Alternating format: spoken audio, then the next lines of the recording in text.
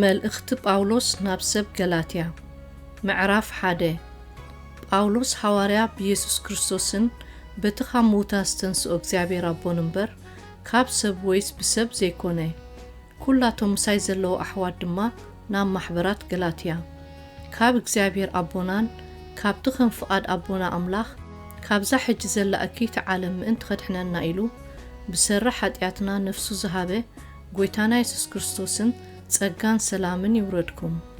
ንኡ ካብ ዘለዓለም ንዘለዓለም ክብሪ ይኹን አሜን ካብቲ ብጸጋ ክርስቶስ ጸዋዓኩም ከም ዝቐልጢፍኩም ናብ ካልእ ወንጌል ምግልባጥኩም ይገርመና ኣሎ እዝውን ገለ ዝዕገርግርኹምን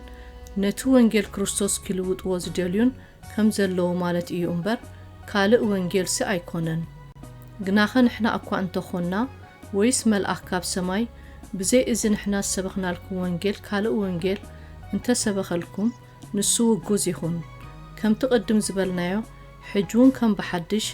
ብዘይ እቲ እተቐበልኩምዎስ ካልእ ወንጌል ሰብኽ እንተሎ ንሱ ውጉዝ ይኹን እብል ኣለኹ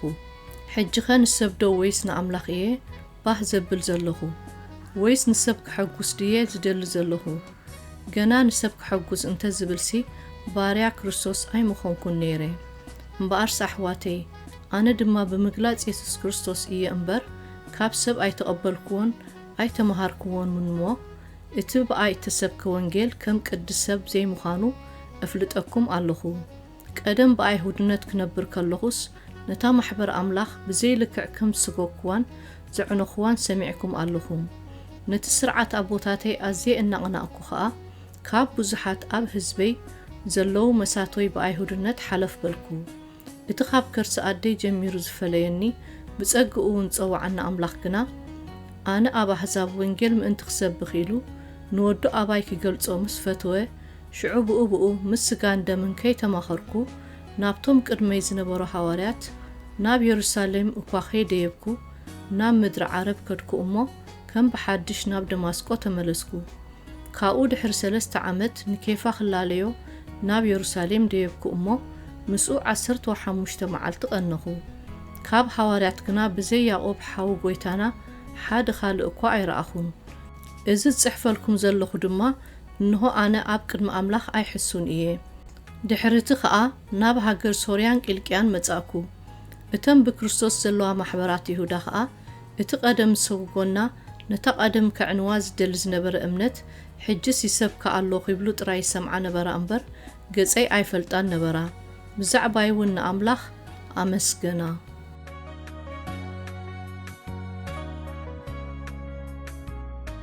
ምዕራፍ 2 ካብኡ ኸኣ ድሕሪ 14 ዓመት ከም ብሓድሽ ናብ የሩሳሌም ምስ በርናባስ ደየብኩ ንቲቶስ እውን ምሳይ ተማላእክዎ እቲ ምድያበይ ከኣ ብምኽንያት ሓደ ራእይ እዩ ምናልባሽ ንኾንቱ ኸይጐይ ወይስ ጐየ ኸይህሉ ኢለ እቲ ኣብ ኣሕዛብ ዝሰብከ ወንጌል ነቶም ምሩእያት ኣብ በይኖም ገይረ ተዛረብክዎም ግና ኸነቲ ምሳይ ዝነበረ ቲቶስ እኳ ጽርኣው ክነሱስ ምግዛር ኣየድልዮን እዚ ኸኣ ብሰርእቶም ባሮት ምእንቲ ክገብሩና ተጓሓልዮም እተሓወሱና ንሳቶም እውን ነቲ ብክርስቶስ ዘሎና ሓርነት ክስልዩ ዝኣተውና ኣሕዋት ሓሶት እዩ እቲ ሓቂ ወንጌል ኣባኻትኩም ምእንቲ ክጸንዕ ሕራይ ንምባል ሓንሳ እኳ ሰገጥ ኣይበልናሎምን እቶም ሩእያት መሰልቲ ኣምላኽ ስገጥ ሰብ ርእዩ ኣየድሉን እዩ እሞ ከመይ ዝበሉ ከም ዝኾኑ ግዶም ይብለይን እቶም ሩእያት መሰልትስ ሓንቲ እኳ ኣይወሰኹለይን እቲ ኣብ ጴጥሮስ ንሃዋርያነት ኣብ ግዙራት ዝዓየየ ኣባይ ድማ ኣብ ኣሕዛብ ዓየየ እሞ ከምቲ ንጴጥሮስ ኣብ ግዙራት ንኣይ ግዳ ኣብ ዘይተገዝሩስ ወንጌል ምሕፅንታ ተዋሂብኒ ምስ ረኣዩ እቶም ኣዕኑድ ከም ዝኾኑ መሰልቲ ያዕቆብን ኬፋን ዮሃንስን እቲ እተዋህበኒ ጸጋ ምስ ፈለጡ ንሕና ናብ ኣሕዛብ ክንከይድ ንሳቶም ግና ናብ ግዙራት ምናዳ ንኣይን ንበርናባስን ናይ ሕብረት የማናይ ኢዶም ሃቡና ነቶም ድኻታት ጥራይ ክንዝክሮም ደለዩ እዚ እውን ክገብሮ ኢለ ባዕለይ እጋደል ነይረ ኬፋ ናብ አንጾኪያ ምስ መጸ ግና ተኸሲሱ ነበረ እሞ ገጽ ንገጽ ተቃወምክዎ ገለ ሰባት ካብ ያዕቆብ ከይመጹ ምስ ኣሕዛብ ሓቢሩ ይበልዕ ነበረ ምስ መጹ ግና ንሰብ ግዝረት ፈሪሁ ኣግለሰ ርእሱ እውን ፈለየ እቶም ዝተረፉ ኣይሁድ እውን ምስኡ ተገበዙ በርናባስ እኳ በቲ ግብዝንኦም ክሳዕ ዝሰሓብ ኮነ كم تحق وانجيل بقنعنا زي من ملاسهم مصري أخوكنا نبيتروس أبكن مخلاتهم بالكو نسخة أيهودا وخنسخة بناي أيهود زيكونس بنبرة أحزاب كاب اتهلو كمي الكاد أنتم أحزاب بنبرة أيهود كهلو بجد تبلوم اللخا نحنا عليتنا أيهود إنا كابتم حد أنا أحزاب أيكونان سب بإمنة يسوس كريستوس إمبر بجبر حق خمسة يصدق كافلتنا جنا كل سجا بجبر حق زي يصدق سلزخونه نحنا خا بجبر حق زي كونس بإمنة بكريستوس ما أنت خنصدق بكريستوس يسوس آمنا جناخ نحنا بكريستوس كنصدقنا دلينا نرسنا حد أنكوينا خاب ترخبنا مبارسي كريستوس تو أجلجال حتيات إيو يا أيفالون نتزفرس كوس كم بحدش انتنا دقوة أبسنيا مخاني إرئ اللهو أنس نأملاح بهيوت من انت خنبر كاب حقس بحق موتكو مس كريستوس تسألكو جناخ كريستوس إيو أباي زنبر زلو أمبر دقيم أنا أيكون كون زنبر زلوهو إذا حجب سقا زنبر زلوهو دما بإمنت بتزفكرني من تايون نفسه زحلف اللي ود أملاح إيه زنبر زلوهو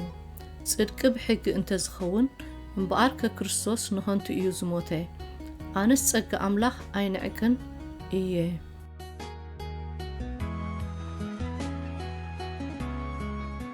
معرف سلسته أتم عياسو سب غلاتيا قدم يسوس كريستوس أبقن ما عينتكم كم سقول كوينو تسائلو نبره نحق خيت إزازو دقام من عزمكم كابخاتكم إزت راي كفلت إدل اللهو بجبر حق دو ويس بمسمع أمنتيهم منفس تقبلكم كسع كندزدو عياسيهم بمنفس جميركم سي حجدو بسقاخت فتسمو تدلي اللههم نخانتو انت خوينوس كندزي أكل مكرادو نخانتو تسقبكم كمت أبراهام نأملاخ آمن أمو صدق خوينو تقصر له زيبل مبارس اتمنفس زيبكم أباخاتكمون حيلي زقبر بجبر حق ديو ويس بمسمع أمنت مبار كأتم كاب أمنت زبلو نساتم دق أبراهام مخانون فلتو اتتصحفون أملاخ نهزاب بأمنت كم زصدقم قدم رئيو نأبراهام كله مهزاب بأها خبارخو يوم إلو أقدمو أبسرو مبارسكي اتم كاب أمنت زبلو مس أبراهام مستأمان خبارخو يوم نفس وكف نتأم مصحف حقي تتصحيفو زلو كل خجبرو زي تصنع رقم يخون زبل صحف إيو أمو اتم كاب جبر حق زبلو كلهم أب تحت مرقم إيوم جناخة اتصادق بأمنت هي كوينو خنبر إيو أمو بحقي أب كن أملاخ حاد أكوا خمزي تصدق جهود إيو حق خاب أمنت أيكونن جناخة اتزقبرو بهيوت كنبرلو إيو نحنا نتتصفى منفس بأمنت كنقبلو اتبرخت أبراهامون بيسوس كريستوس نهزاب ما انت خونسي أب عنصيت السقال زبل رقم إيو تتصحيفو على أمو كريستوس ما انتانا مرقم كوينو كام مرقم حق تشايدنا أحواتي خم أزرار باسب الزارب اللهو نتتصن عخيدان سب اقواز يفرسو ويس وسخلو يلبون اتن أبراهام نزر تنقر تسفادما نحاد خمزي بحال نزر إخا نسخ كريستوس إيو أمبر نبزحات كم زبحال نزرئت أيبلن إيو مبارس إزبل اللهو نت تسفاخن تخجبرو إلو نت أملاح قدم زصنعو خيدان اتدحريو ب430 عامت زمت حق أيفرسون إيو اترستي خاب حق انت زخونسي دقيم كاب تسفا أي مخونن نيرو أملاح قنانا أبراهام بتسفا إيو زهابو اتحق خدقان منتاي إيو نسوب سر أبسات وسخه اتتسفا توهبو زر إخساع زمتزق بإيد اتماءكلاي بملأخت تحققه مأكلاي سمأكلاي حدا أيكونن أملاح قنا حدا بين إيو مبارك اتحقدو نتتسفى أملاح مزارتو إيو يا أيفالون هياو كي قبر زي كالو حق تواهيبو انت زخونسي اتتصدقي بحق خاب حقي مخونا نيرو تتسفى قنا نتوم زي آمنو بأمنة يسوس كريستوس من انت خوهاب اتتصحوف نخلو أب تحت حاتيات عزوه أمنت كي متزت نحنا نتاخد الجهاد زلوا أمنت إننا تتسبينا تعاتينا أب تحت حقت حالينا نبرنا سلازخ أب أمنت من انت خنتصدقسي ناب كريستوس كبسحنا اتحقي قصعينا خونه أمنت مسمتتقنا دقيم تحت قصعي أيكونان بكريستوس تتأمأكم زبالكم نكريستوس لبسكم وأمه بأمنت بيسوس كريستوس كلاتكم ولد أملاخ إيهم ኩላትኩም ብክርስቶስ ኢየሱስ ሓደ ኢኹም እሞ በዚ ኣይሁዳዊ ወይስ ጽርዓዊ የልቦን በዚ ባርያ ወይስ ጭዋ የልቦን በዚ ተብዓታይ ወይስ ኣንስተይቲ የልቦን ናይ ክርስቶስ ካብ ኮንኩም ደጊም ዘርኢ አብርሃም ኢኹም ከምቲ ተስፋውን ወረስቲ ኢኹም።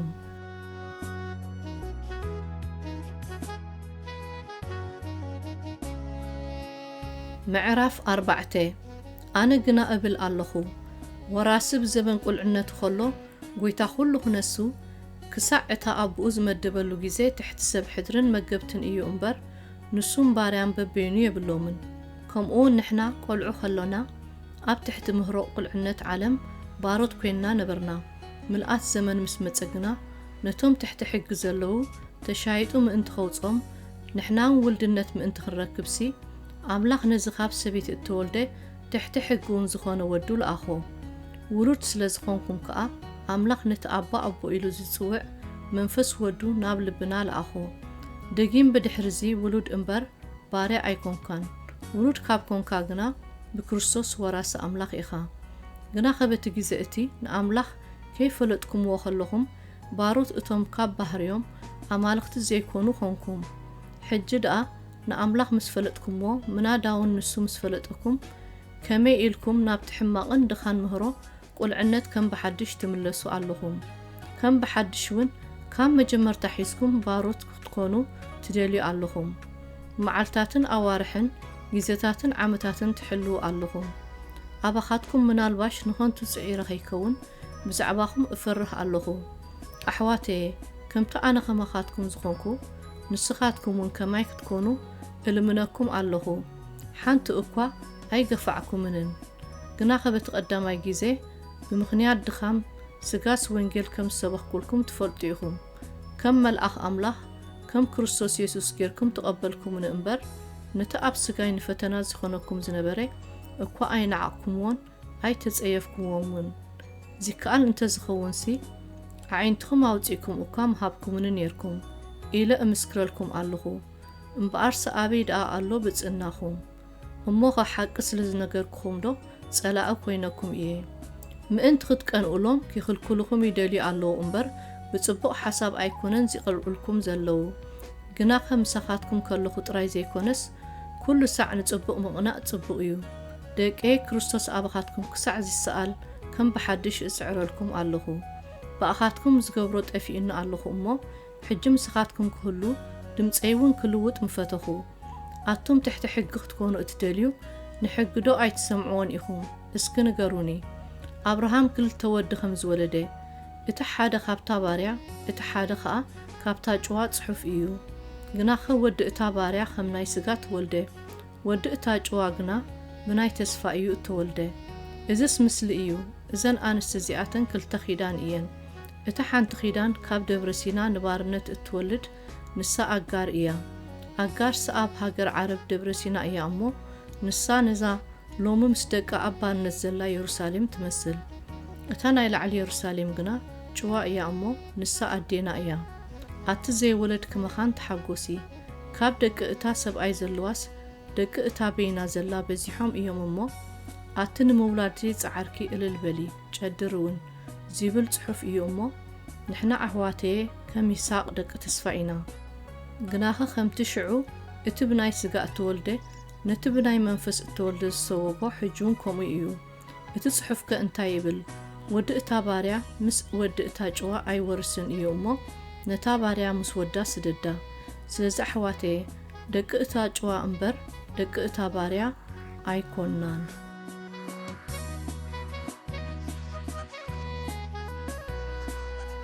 ምዕራፍ 5 ሓራም ምእንቲ ክንከውንሲ ክርስቶስ ሓርነት ኣውፂኡልና እዩ። ስለዚ ጽንዑ ከም ብሓድሽ እውን በርዑት ባርነት ኣይትቆረኑ። እንሆ ኣነ ጳውሎስ እንተተገዘርኩም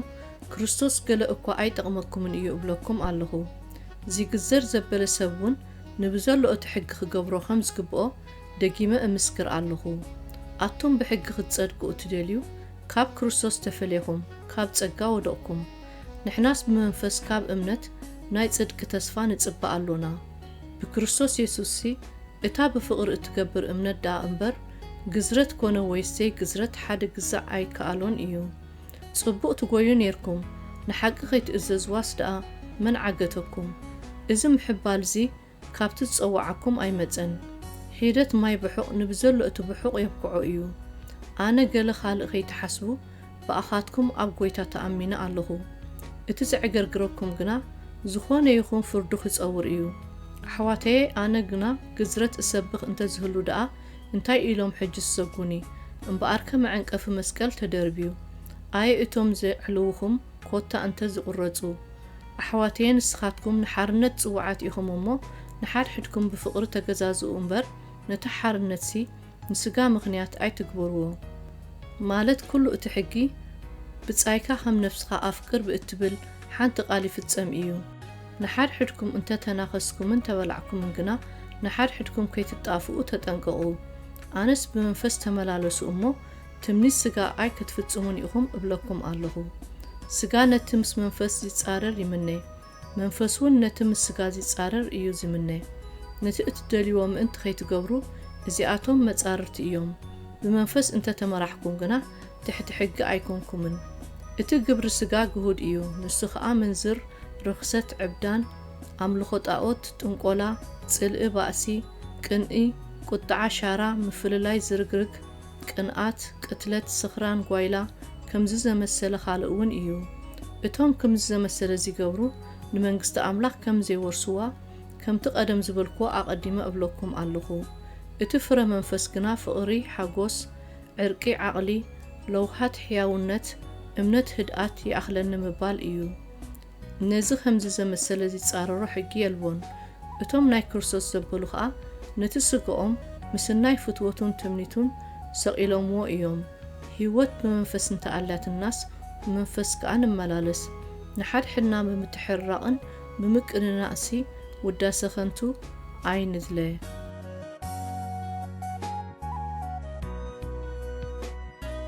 ምዕራፍ 6 ኣሕዋተየ ሰብ ብሓደ በደል እንተተታሕዘ